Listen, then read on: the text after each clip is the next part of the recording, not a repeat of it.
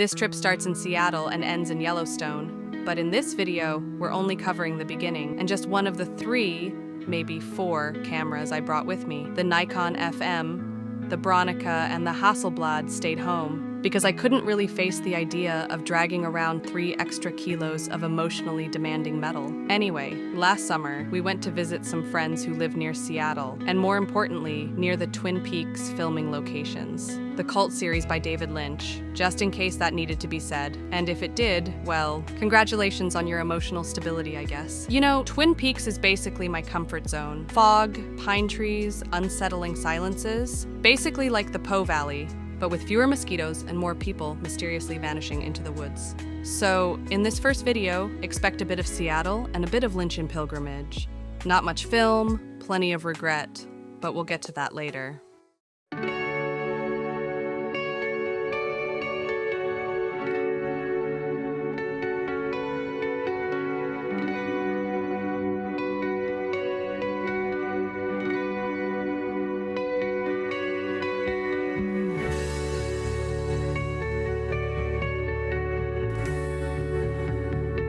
Our base was Bonney Lake in Washington State. And since our friends live literally just steps away from a forest, I figured it made sense to start my first roll right there.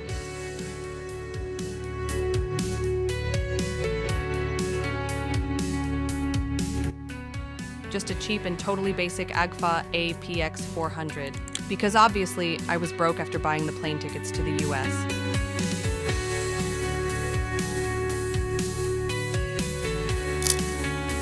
I only took a couple of shots here to warm up. Not literally, of course. I definitely wasn't missing the 40 degrees Celsius back in Italy.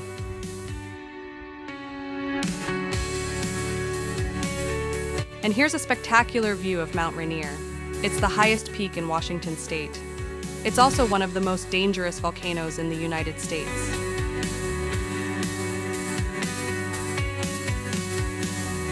Then we ended up in this tiny town in the middle of nowhere and kind of improvised a little photo shoot for our friend's music project, which you definitely need to check out, link in the description.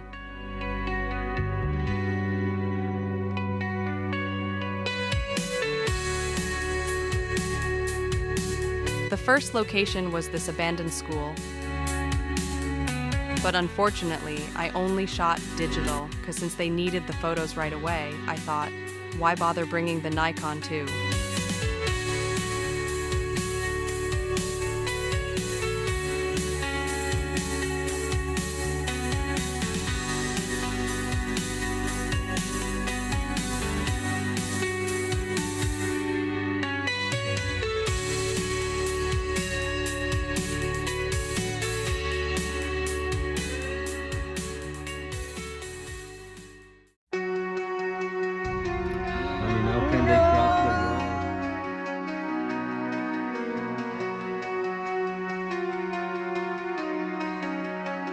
Over the next 2 days, we visited the city of Seattle. I actually shot quite a lot, but all digital. Maybe I thought the city wasn't special enough to deserve film? Yeah, probably. Did I regret it though? Obviously. What did you expect?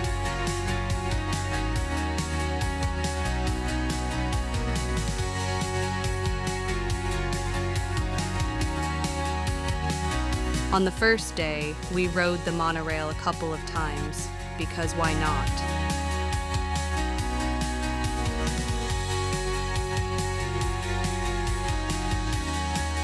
Then we visited the Museum of Pop Culture, a must-see if you're into music. And if you're not, at least I hope you're aware that you're a terrible person.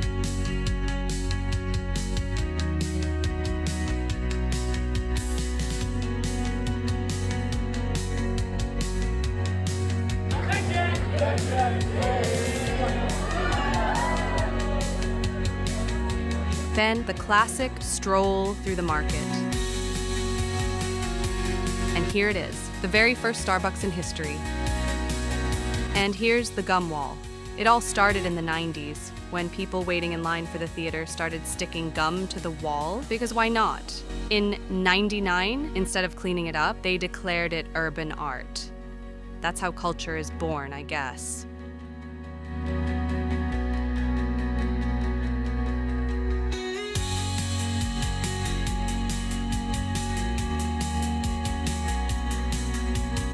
Then a quick hello to Bezos balls. Yes, those ones.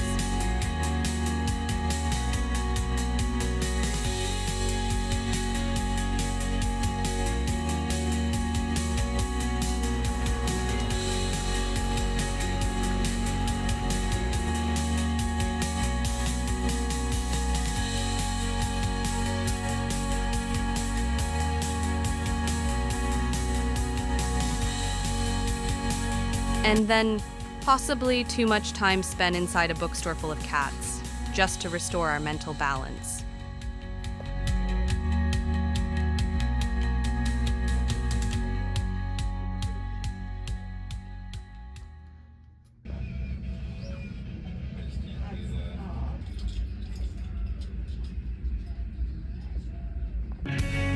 Finally, a quick stop at the house where Kurt Cobain died. Though I couldn't film it, but you're not missing much anyway. So I just took this shot of his bench.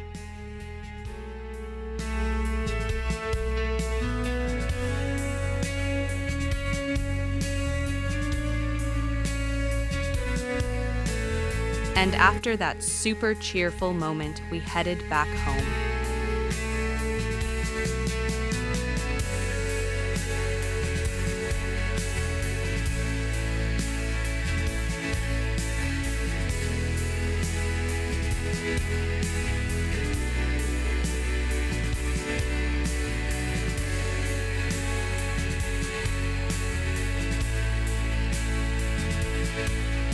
And I think this might be one of my favorite photos from the whole day. Too bad it's digital.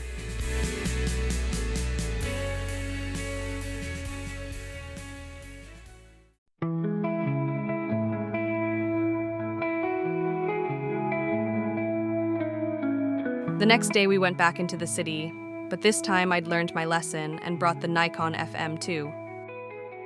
Better late than never, right?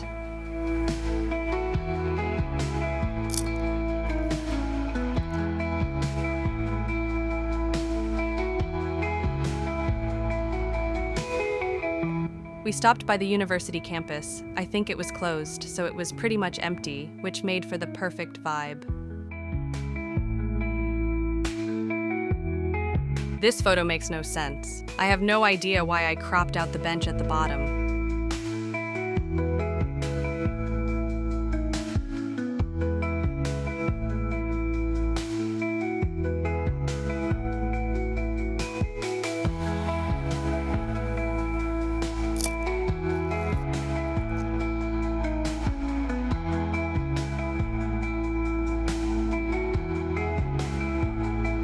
For some reason, this scene really reminded me of De Chirico's vibe, so I'm actually pretty happy with these two shots.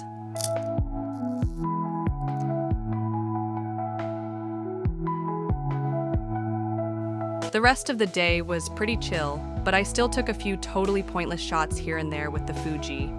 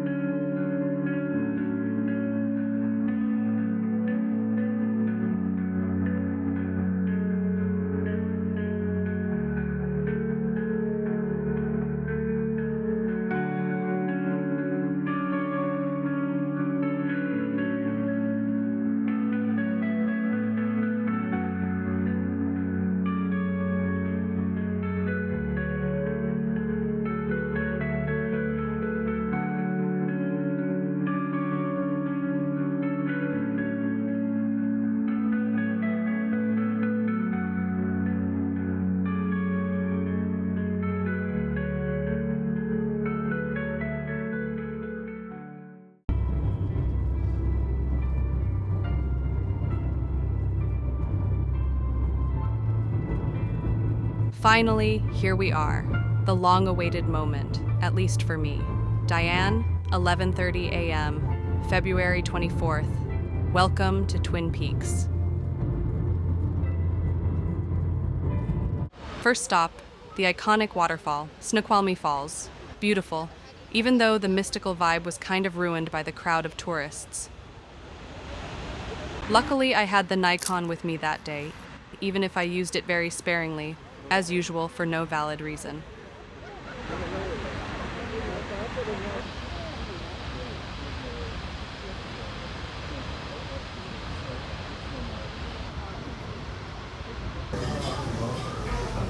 Right next to the falls, there's also the hotel that in the show is the Great Northern.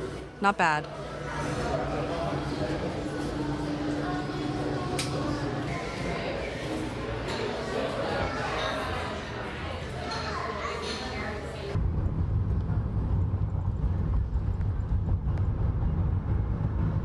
Then, after emptying the souvenir shop, we headed to North Bend to visit the iconic Double R, which in real life is called Tweed's Cafe.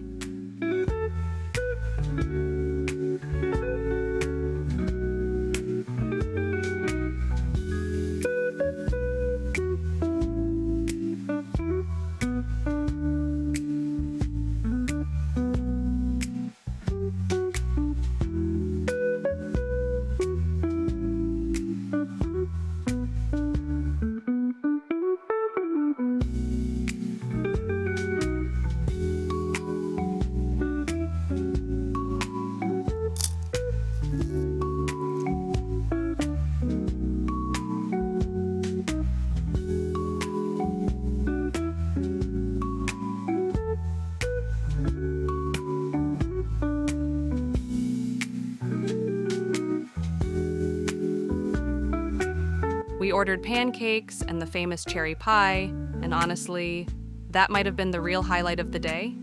Just kidding. The cherry pie was actually pretty disappointing.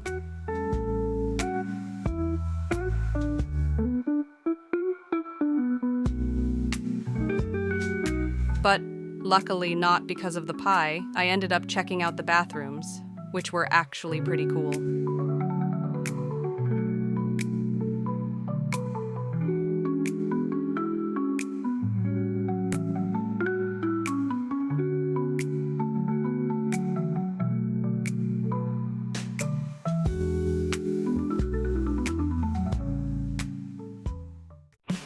As always, I took far too few film photos.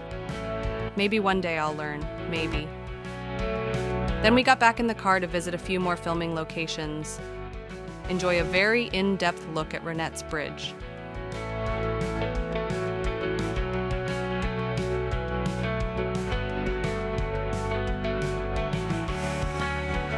A quick snap of the road from the opening credits.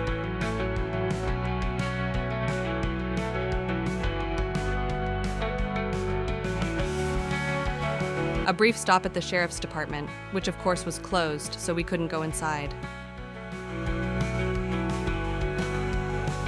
And literally right across the street, there's the sawmill, or what's left of it.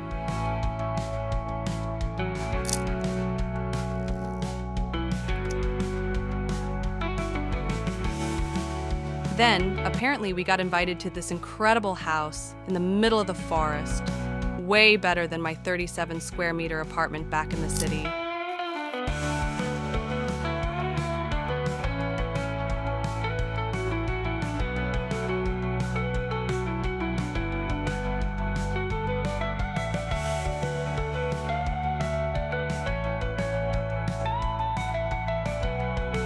Now that's a view.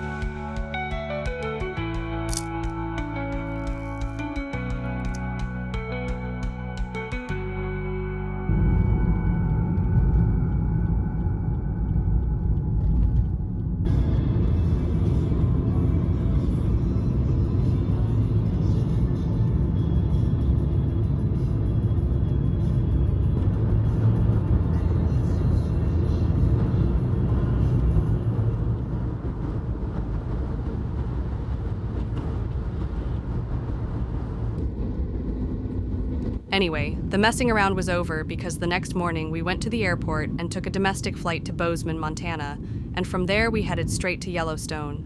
But that's another story. Literally, it's the next video. Anyway, I always keep telling myself that next time I'll shoot everything on film. But then, panic and imposter syndrome show up, and I get paranoid about everything being out of focus, underexposed, or the camera getting stuck, which has happened to me multiple times. So I end up shooting mostly digital just to be safe.